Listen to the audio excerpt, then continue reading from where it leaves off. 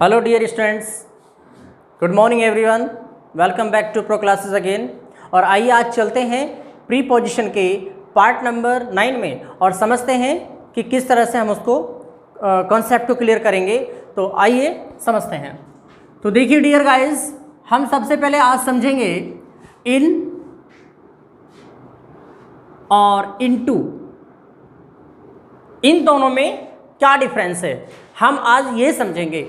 वैसे मैं आपको इनका कॉन्सेप्ट कई अलग अलग डिफरेंट मीनिंग्स में मैं आपको पहले से ही समझा चुका हूं, बट आज मुझे कंपेयर करना है, इनका प्रयोग इनटू के साथ करके दिखाना है कि इन और इनटू के प्रयोग में डिफरेंस क्या है अगर हम दोनों को कंपेयर करें। ठीक है, तो इनका प्रयोग आपको पहले से ही पता है कि इनका प्रयोग हमेशा एनक्लोज्ड एरिया के लिए करते हैं, में या के अंदर। इनका प्रयोग में या के अंदर के अर्थ में एनक्लोज्ड एरिया के लिए करते हैं। एनक्लोज्ड एरिया, एनक्लोज्ड एरिया का मतलब होता है कोई ऐसा क्षेत्र, कोई ऐसी जगह जो चारों तरफ से घिर रही हो। जैसे कि कमरे की चारों दीवारें बिल्कुल वर्टिकल खड़ी होती हैं और वो एक एरिया अंदर जो उसकी होता है, हम उसको कहते हैं एनक्लोज्ड एरिया। मैं आपको थोड़ा सा डायग्राम के थ्रू समझाना चाहता हूँ। जैसे मान लीजिए ये कोई आपका बॉक्स है, हम यहाँ पर रूम का एग्जाम्पल नहीं ले रहे बल्कि एक बॉक्स का एग्जाम्पल लेना चाह रहे हैं। यहाँ इसके अंदर कोई चीज़ है, कोई ये वस्तु है, तो ये वस्तु इनकी स्थिति में है क्योंकि इसकी जो दोनों साइडों में जो वर्टिकल लाइंस हैं वो जो एरिया कवर कर रही है वो कवर्ड एरिया ही एनक्लोज्ड एरिया है। और जब कोई चीज़ किसी के अंदर होती है या किसी में होती है तो वहाँ पर एनक्लोज्ड एरिया के लिए इनका प्रयोग करते हैं, में या के अंदर के अर्थ में। ठीक है गाइस, तो आप इसको एक एग्जाम्पल के रूप में समझ सकते हैं। My friends are sitting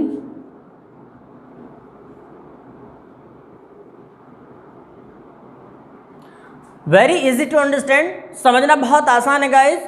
room, कमरा, कमरा कैसे एरियाज में आता है? कमरे के अंदर जहां तक कमरे ने अपना स्थान घेर रखा है तो कमरा कैसे स्थानों को शो करता है? एनक्लोज्ड एरियाज को शो करता है। तो यहां पर किसका प्रयोग करेंगे? प्रेपोजिशन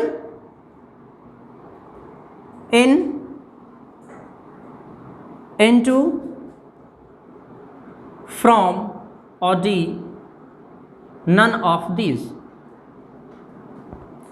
तो डियर गाइज, आपको बहुत आसानी से समझ में आ गया होगा कि यहां पर इनका प्रयोग होगा क्योंकि रूम एनक्लोज्ड एरिया को दिखाता है। और रूम हो या कोई आपकी बकेट यानी बाल्टी हो सकती है या कोई और चीज़ भी हो सकती है। ग्लास के अंदर पानी है तो इन द ग्लास आएगा, the water is in the glass, क्योंकि ग्लास का भी अपना एक एरिया होता है जो वो एनक्लोज करे हुए होता है, उस एरिया को एनक्लोज्ड एरिया कहते हैं। ठीक है, किसी का भी एग्जांपल ले सकते हैं, बॉक्स का, किसी रूम का, या किसी भी ऐसे पार्ट्स वगैरह का एग्जांपल ले सकते हैं, अच्छे से इसको समझ सकते हैं। तो डियर गाइज, आप इसका एक स्क्रीनशॉट ले सकते हैं। तो डियर गाइज, अब नंबर 2 पर हम ये समझते हैं कि इनटू का प्रयोग में या के अंदर, इनटू का प्रयोग में या के अंदर के लिए करते हैं और उस समय करते हैं जब बात मोशन की हो रही हो। मोशन का मतलब गति। तो गति की जब बात होगी डियर गाइज, तो उस समय में या के अंदर के लिए इनटू का प्रयोग करेंगे। इनका प्रयोग हमने पहले समझा था, लेकिन अब हमें यह देखना है कि इन और इनटू में डिफरेंस क्या है, अंतर क्या है। इनका प्रयोग उस समय करते हैं जब कोई एक ऐसा क्षेत्र हो जो चारों तरफ से घिरा हुआ हो, कवर्ड एरिया हो। कवर्ड एरिया को ही एनक्लोज्ड एरिया कहते हैं। लेकिन अब मैं आपको ये दिखाता हूं, मान लीजिए डायग्राम के थ्रू आप समझ लीजिए, थोड़ा आसान हो जाएगा और समझना इसको। तो देखिएगा, मान लीजिए कि ये कोई आपका बॉक्स है। अब जो चीज इसके अंदर है, कहीं भी है इसके अंदर, इस एरिया में कहीं भी है, मान लीजिए यहाँ है, तो ये इनकी स्थिति में है क्योंकि वो पहले से ही अंदर है।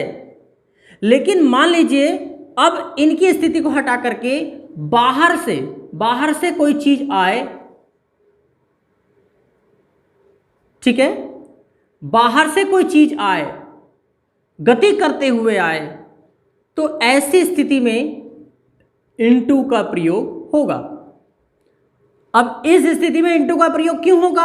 अब आप कहेंगे कि ये भी तो एनक्लोज्ड एरिया है, ये एनक्लोज्ड एरिया है, लेकिन जब कोई चीज यहां पहले से होती तो उसके लिए इनका प्रयोग होता, परंतु ये चीज बाहर से आ रही है। आप देखिए एरो अंदर आ रहा है, तो बाहर से अंदर चीज आ रही है, या इधर से कहीं से आ जाए, अगर वो अंदर आ रही है एनक्लोज्ड एरिया में, तब किसका प्रयोग करेंगे?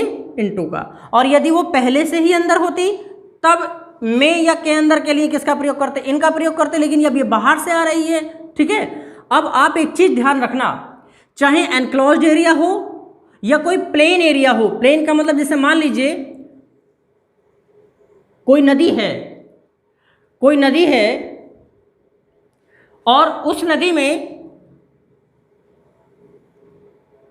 कोई लड़का यहां से उस किनारे से नदी के अंदर कूदना चाहता है, तो वो नदी के बाहर से अंदर कूदना चाहता है। तो जब अंदर उसके कूदेगा तो क्या करेगा? गति करेगा, और जब गति करेगा तो वही वाली स्थिति हो गई ना, आउट से इन। जब आउट से इन कोई चीज आती है तो वो इनटू में परिवर्तित हो जाती है। ऐसे यहां पर जब कोई आउट यानी बाहर से लड़का नदी के अंदर कूदेगा, आउट से इन आएगा, ठीक है, तो वो इनटू हो जाएगा, गति हो रही है ना। और वैसे भी मान लीजिए लड़का यहां पर खड़ा है तो उसकी स्थिति है आउट यानी बाहर की, और जब अंदर आ गया तो इन हो गया।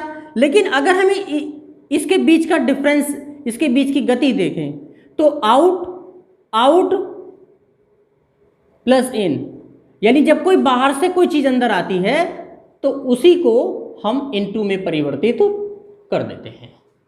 उसे हम किस में परिवर्तित कर देते हैं? इनटू में परिवर्तित कर देते हैं। आप इसको एक बार और सही से देख लीजिएगा, स्क्रीन से बाहर हो रहा है।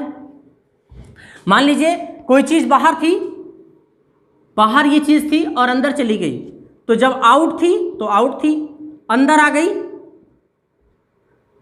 जब कोई चीज अंदर आके अपनी स्थिति घेर लेती है तो वो इन हो जाती है। लेकिन आउट से इन आना इनटू का सेंस देता है। किसका सेंस देता है? इनटू का सेंस देता है। अब यहां कोई चीज बाहर थी, वो अंदर आ गई, तो आउट और इन के बीच जो गति होगी वो इनटू को प्रदर्शित करेगी, इनटू को रेफर करेगी। समझ में आया? जैसे देयर वॉज अ बॉय, एक लड़का था, हु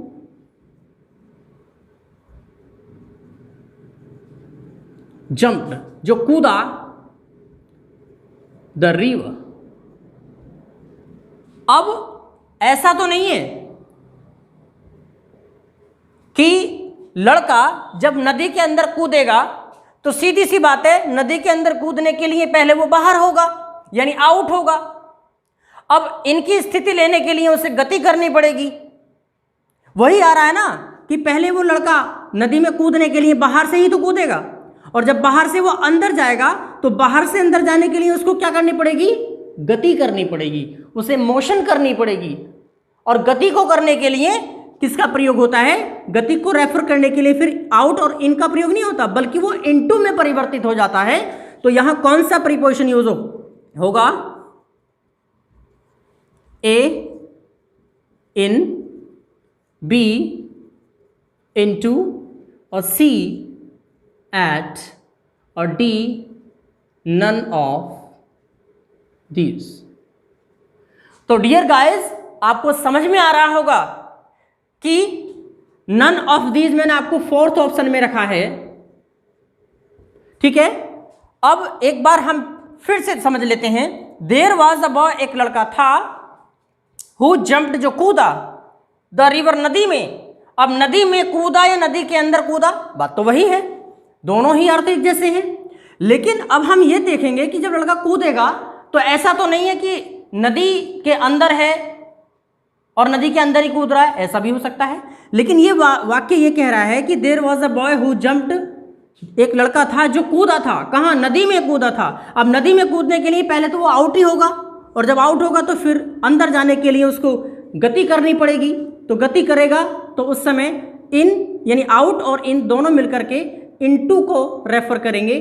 तो कौन सी प्रीपोजिशन आएगी गाइस यहाँ पर, इनटू, बिल्कुल सही प्रीपोजिशन इनटू यहाँ पर आएगी, इनटू द रिवर। तो डियर गाइस आप इसका एक छोटा सा स्क्रीनशॉट ले सकते हैं। तो डियर गाइस अब हम समझते हैं प्रीपोजिशन के अगले कॉन्सेप्ट में ऊपर के लिए, यानी ऊपर के लिए कई स्पेलिंग्स, कई प्रीपोजिशंस प्रयोग होती हैं और उन सभी प्रीपोजिशंस को एक ही अर्थ में अलग अलग सेंस के लिए कैसे प्रयोग करते हैं। देखिए नंबर 1 अपॉन। अपॉन का अर्थ होता है डियर गाइस ऊपर, और एक वर्ड होता है एबव। एबव का अर्थ भी ऊपर या के ऊपर होता है। और नंबर 3 ओवर। ओवर का प्रयोग भी हम ऊपर के लिए करते हैं, ठीक है। नंबर 4, नंबर 4 पे आपका आता है ऑन टू। ऑन टू का प्रयोग भी ऊपर के अर्थ में करते हैं डियर गाइस। अब हमें यहां यह समझना है कि जब इन चारों वर्ड्स का, चारों ही प्रीपोजिशंस हैं और चारों का एक ही अर्थ में मीनिंग सबका एक जैसा है, लेकिन प्रयोग करने की जो सिचुएशन है, प्रयोग करने का जो कॉन्सेप्ट है, सभी प्रीपोजिशंस का बिल्कुल डिफरेंट है। हमें वही चीज समझनी है कि इनमें डिफरेंस क्या है। तो डियर गाइस इसके आगे मैं नोट कर देता हूं कि अपॉन का प्रयोग हमेशा speed of height, speed of height के लिए करते हैं। स्पीड ऑफ हाइट का मतलब होता है कि जैसे हाइट हमेशा वर्टिकल होती है, मतलब बिल्कुल सीधी खड़ी होती है, वर्टिकल होती है हाइट। तो वर्टिकल के लिए, स्पीड ऑफ हाइट के लिए अपॉन का प्रयोग करते हैं। एबव का प्रयोग स्पीड ऑफ डिस्टेंस, यानी ये जो डिस्टेंस जो होती है हॉरिजॉन्टल होती है, यानी एक तरह से इस प्रकार होती है, एकदम जैसे आपकी रोड होती है तो रोड डिस्टेंस में होती है, सड़क डिस्टेंस में होती है। अब सड़क के ऊपर या किसी इस मैदान के ऊपर कोई हवाई जहाज़ आसमान से होकर जा रहा है, तो आसमान से होकर जब हवाई जहाज़ जाता है तो आसमान से जब उड़ता है होकर के, तो वह भी डिस्टेंस एक दूरी तय करता है। तो उसके लिए भी हम एबव का ही प्रयोग करते हैं। और भी एबव के कई सारे प्रयोग हैं। एबव का प्रयोग एज के लिए भी करते हैं। एज का मतलब आयु। जैसे नॉर्मल लैंग्वेज में कहते हैं कि वह 30 के एबव है, लगभग 30 साल से उसकी ज़्यादा उम्र है, तो वहाँ पर भी हम अबव का प्रयोग एज के कॉन्सेप्ट में भी करते हैं। वाटर लेवल, वाटर लेवल के लिए भी हम किसका प्रयोग करते हैं, एबव का प्रयोग करते हैं। अब आ जाते हैं ओवर के लिए। ओवर का प्रयोग ऊपर के अर्थ में वर्टिकल पोजीशन, वर्टिकल पोजीशन के लिए करते हैं। और ओवर का प्रयोग एज के लिए भी हो जाता है। तो डियर गाइस, आपको एक चीज समझ में आ गई होगी, दो चीजें आपको बिल्कुल एक जैसी लग रही होंगी कि एज के लिए हम किसका प्रयोग करते हैं, एबव का प्रयोग भी कर सकते हैं, और एज के लिए ओवर का प्रयोग भी कर सकते हैं। तो ये दोनों चीज़ें लगभग एक जैसी हैं, लेकिन थोड़ा सा डिफरेंस अलग चीज़ों में है, दूसरी चीज़ों में है। ऑन टू का प्रयोग हम क्विक डिस्टेंस के लिए करते हैं, क्विक डिस्टेंस। क्विक डिस्टेंस एक तरह की वह दूरी होती है जिसे हम कुछ ही क्षण मात्र के लिए तय करते हैं और फिर हम पुनः उसी अवस्था में आ जाते हैं। ठीक है, तो वो मैं आपको एग्जाम्पल के थ्रू समझाऊंगा, स्टेप बाय स्टेप समझाऊंगा, ताकि आपका सारे कॉन्सेप्ट क्लियर हो जाएं। तो अभी मैंने आपके सामने 4 प्रीपोजिशंस अलग अलग वर्ड्स में, परंतु सभी के एक जैसे अर्थ हैं और प्रयोग सभी के बिल्कुल अलग अलग हैं। तो अब हमें यह देखना है डियर गाइस कि इन चारों को थोड़ा सा हम डायग्रामिक समझ लेते हैं, क्योंकि डायग्रामिक समझने से या किसी पिक्चर के थ्रू समझने से कोई भी चीज़ इजी हो जाती है, जल्दी से समझ में आ जाती है गाइस। तो देखेंगे, मान लीजिए ये आपका कोई बॉक्स है। अब ये बॉक्स की जो ऊपर की सरफेस है, सरफेस को दिखाने के लिए, सतह को दिखाने के लिए मैंने आपसे बताया था कि हमेशा ऑन का प्रयोग करते हैं। मान लो ये कोई बॉल है, कोई गेंद है और ये इस बॉक्स के ऊपर रखी है और ये बिल्कुल टच कर रही है, यानी इसके ऊपर रखी है, तो इस बॉक्स की जो ऊपर की सतह है, सरफेस है, उसको दिखाने के लिए किसका प्रयोग होगा? यहां पर इस स्थिति में किसका प्रयोग होगा? ऑन का प्रयोग होगा। ठीक है, अब दूसरे डायग्राम में आ जाते हैं। मान लीजिए बिल्कुल सेम डायग्राम है। अब वो चीज इसकी सरफेस पर नहीं बल्कि हाइट में जा रही है। हाइट का मतलब बिल्कुल ऊंची हो रही है, ऐसे नहीं गिर रही, साइड में नहीं आ रही, बिल्कुल सीधी ऊपर जा रही है। ठीक है, किसकी सरफेस पर?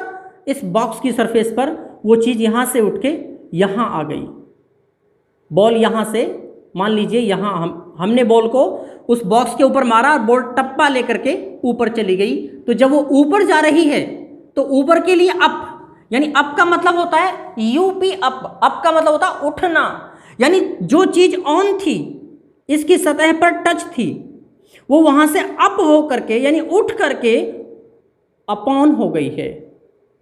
ये अपॉन की स्थिति आ गई। अब हम आते हैं एबव की स्थिति में। एबव क्या होता है? मान लीजिए ये बॉक्स है,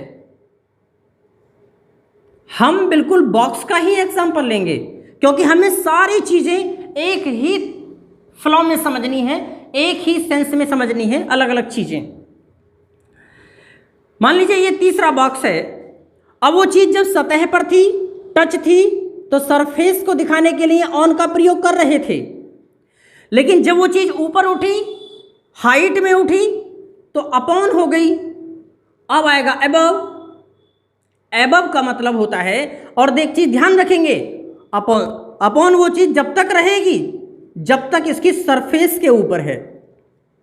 मान लो बॉल यहां टप्पा लेकर के इधर गिर गई तो फिर वो अपॉन नहीं है, उसे हम अपॉन की स्थिति नहीं कहेंगे। मान लीजिए कि वो चीज यहां से, बॉल यहां से हल्का सा टप्पा लेकर के साइड में गिर गई, तो यहां अगर वो बॉल गिर गई है तो ये OFF ऑफ की स्थिति हो गई। ऑफ का मतलब है कि जो बॉक्स की सतह थी उसके आयतन से, उसके क्षेत्र से, उसके एरिया से बिल्कुल अलग हो गई है। ऑफ का मतलब होता है सेपरेट हो गई है वो चीज, है ना। लेकिन जब इसी की सरफेस के ऊपर रहेगी, बिल्कुल हाइट में रहेगी, उसी के सामने रहेगी, तो अपॉन, साइड में आ जाएगी तो OFF ऑफ। ठीक है, जैसे कि मेरा भाई छत पर कूदा। अगर छत पर कूदा तो छत पर ही कूदा और छत पर ही गिर गया, लेकिन अगर हम कहें छत से कूदा तो छत से कूदा वो क्या आएगा? जंप्ड ऑफ द रूफ, क्योंकि वो छत से कूद गया है, अलग हो गया है। अगर छत पर कूदा तो वहां पर के लिए अपॉन का प्रयोग करेंगे, अपॉन द रूफ, क्योंकि वो छत के ऊपर ही कूदा है और कूदने के बाद उस छत पर ही वो आ गया है, तो वहां अपॉन आएगा। लेकिन अगर छत से कूदा वहां OFF ऑफ का प्रयोग होगा। अब हम आ जाते हैं अपने जहां बात कर रहे थे ओवर के लिए, ठीक है, सॉरी एबव के लिए बात कर रहे थे। तो एबव के लिए सरफेस का कोई भी निश्चित नहीं है कि वो सरफेस तक ही रहेगा, क्योंकि वो सिर्फ डिस्टेंस में जाती है।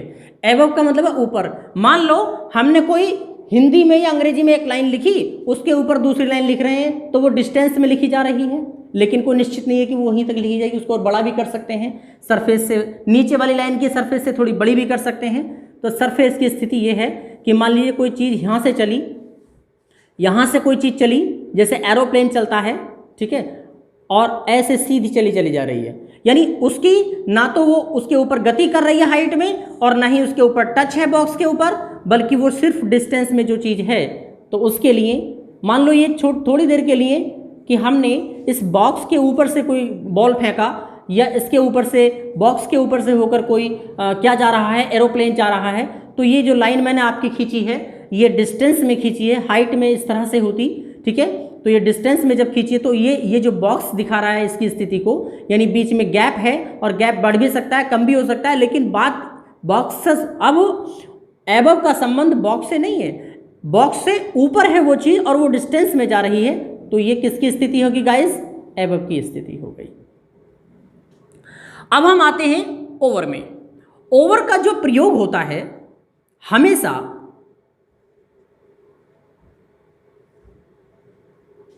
वर्टिकल पोजीशन के लिए होता है। वर्टिकल का मतलब होता है खड़ी स्थिति के लिए। मान लीजिए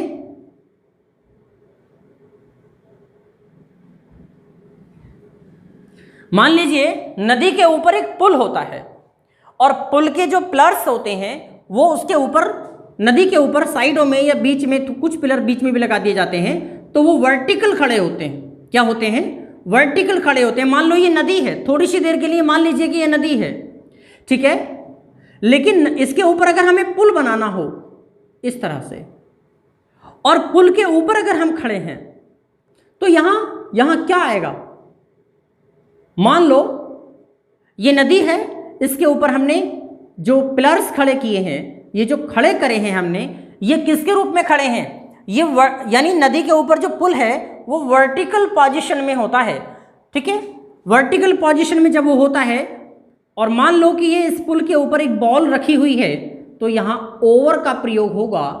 क्योंकि इसलिए ओवर का प्रयोग होगा क्योंकि वह नदी के ऊपर जो पुल है वो वर्टिकल पोजीशन में है, और वर्टिकल पोजीशन को दिखाने के लिए ओवर का प्रयोग करते हैं। ओवर का प्रयोग एज के लिए भी करते हैं, ओके। किसी की आयु बताने के लिए कि भाई उसकी उम्र ओवर 30 हो गई है, 30 से ज़्यादा हो गई है, या ओवर 50 यानी 50 से ज़्यादा हो गई है, इस कॉन्सेप्ट में भी हम ओवर का प्रयोग कर सकते हैं। अब आ जाते हैं ऑन टू के लिए। सबसे ज़्यादा इंपॉर्टेंट टॉपिक होने वाला है ये आप सभी के लिए, ऑन टू का। आपने बहुत कम स्टडी किया होगा इसको, मैं आपको इसको एक छोटे से डायग्राम के थ्रू समझा देता हूं। जैसे मान लीजिए कि ये कोई बॉक्स है, या ये बॉक्स है, ठीक है, और इस बॉक्स पर कोई व्यक्ति बैठा है, और बैठने के साथ में वो यहां टच है। तो गाइस अगर वो टच है तो सरफेस पर वो अगर टच है तो किसकी स्थिति में है? ऑन की स्थिति में है।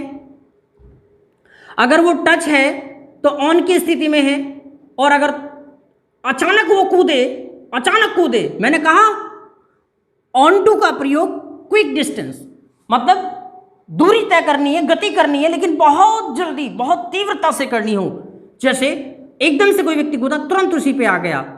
तो टू का मतलब क्या होता है? ये दो प्रीपोजिशन से मिलकर बना है, ऑन प्लस टू। अब आप देखिए, ऑन का प्रयोग सरफेस को दिखाने के लिए करते हैं, ये बात आप पहले ही समझ चुके हैं, जबकि टू का प्रयोग कनेक्टिविटी के लिए करते हैं। किसके लिए करते हैं? कनेक्टिविटी को दिखाने के लिए।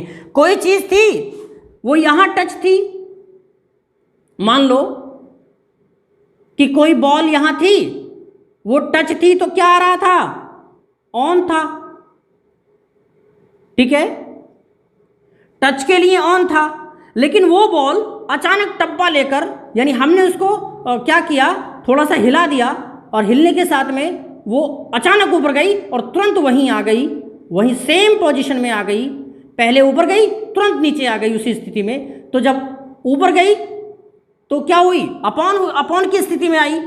जब अपॉन की स्थिति में आई तो अपॉन की स्थिति में जब वो टच थी तो अपॉन की स्थिति में टच थी, तो ऑन की स्थिति में ऊपर गई, हाइट में गई तो अपॉन की स्थिति में, लेकिन जब वो पुनः वहीं आ गई तो वो ऑन टू की स्थिति हो गई। गाइस, आपको ये बात बहुत अच्छे से समझ में आ गई होगी कि जब वो बॉल वहां टच थी सरफेस पर तो ऑन की स्थिति में थी। जब वो हाइट में थोड़ी सी दूरी तय की, उसने डिस्टेंस फॉलो की, तब दूरी में तय कर रही थी उस समय थोड़ी सी देर के लिए, कुछ क्षणों के लिए, क्योंकि वो बहुत क्विक गई थी, क्विक का मतलब बहुत जल्दी वो अपॉन की स्थिति में आ गई और तुरंत फिर वो उसी पोजीशन पे आके गिर गई। और जब गिरने का मतलब है कि जब वहीं पुनः आ जाएगी तो पुनः आने से कनेक्टिविटी हो जाएगी, किसी चीज़ से वो कनेक्ट हो जाएगी पुनः, और जब वो कनेक्ट हो जाएगी तो वो ऑन टू की स्थिति ले लेगी। किसकी स्थिति ले लेगी?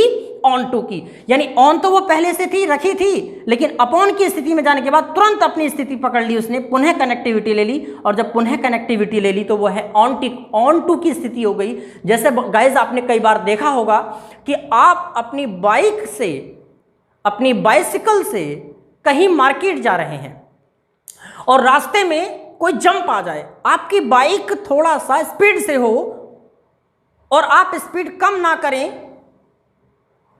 तो आप अपनी बाइसिकल की जो गद्दी है, जो उसकी सीट है, उस पर हल्का सा क्या होंगे? जब उस पर टच थे तो ऑन थे, हल्का सा ऐसे होंगे फिर गिर जाएंगे। जब हल्का सा ऐसे होंगे झटके से, तो आप पहले ऑन थे, फिर अचानक डिस्टेंस में गए, हाइट में गए, सॉरी, जब हाइट में गए तो अपॉन की स्थिति, लेकिन तुरंत उसी पर गिर गए सीट पर, क्योंकि जंप निकल गया ना, तो सीट पर पुनः आ गए तो वह ऑन टू की स्थिति हो गई। अभी मैं आपके सामने एक एग्जांपल देता हूं कि एक घुड़सवार अपने घोड़े पर हल्का सा कूदा और आगे घोड़े को चलाने लगा। तो आपने अक्सर देखा होगा कि घोड़े की जो चाल होती है वो हमेशा टक टक टक टक होती है, और जब वो चलता है वो कभी एकदम एक फ्लो में नहीं चलता है, फ्लो में चलता है लेकिन वो हमेशा कूद कर चलता है, जंप करके चलता है। और जब जंप करके चलता है तो घोड़े का जो घुड़सवार है वो कई बार ऑन to on to on to on to होता चला जाता है, और ऑन टू की स्थिति वहां पर बनी रहती है। इसलिए वह वहां पर ज़्यादातर ही नहीं, बिल्कुल वहां पर करेक्ट प्रीपोजिशन ऑन टू का प्रयोग होगा। यदि घुड़सवार अपने घोड़े पर घुड़सवारी कर रहा है तो वहां ऑन टू का ही प्रयोग होगा। समझ में आया गाइस? तो बाइसिकल के एग्जांपल से भी आपको क्लियर हो गया होगा। हॉर्स और हॉर्स राइडर के जो घुड़सवार होते हैं तो उसके एग्जांपल से भी आपको क्लियर हो गया होगा। अब हम समझ लेते हैं एग्जांपल्स के थ्रू। आप इसका छोटा सा स्क्रीनशॉट ले सकते हैं, सभी जितने भी आपके सामने डायग्राम्स बने हैं इन सभी का स्क्रीनशॉट ले सकते हैं। मैं आपको छोटा सा एक प्रैक्टिस सेट लगा कर दूंगा जिससे कि आपको वो चीज़ क्लियर हो जाए। इन्हीं से संबंधित वह प्रैक्टिस सेट होगा। तो डियर गाइस, अब हम समझ लेते हैं, छोटा सा हमने प्रैक्टिस सेट लगाया है। जो हमने अभी अपना कंसेप्ट क्लियर किया था, ऊपर के अर्थ में कई सारी प्रीपोजिशंस थी परंतु उन सबके मीनिंग एक जैसे थे और प्रयोग करने के जो कॉन्सेप्ट थे सभी के अलग अलग थे गाइस। तो अभी हम देख लेते हैं। देयर वॉज अ कैट, एक बिल्ली थी, दैट जंप्ड, जो कूदी थी, टेबल पर कूदी, टेबल पर कूदी। पहले मैं आपको ये बताता हूं कि जो आपके पास ही वर्ब है क्रिया जंप, ठीक है, जंप का जो एक्चुअल अर्थ होता है, इसका जो वास्तविक मीनिंग होता है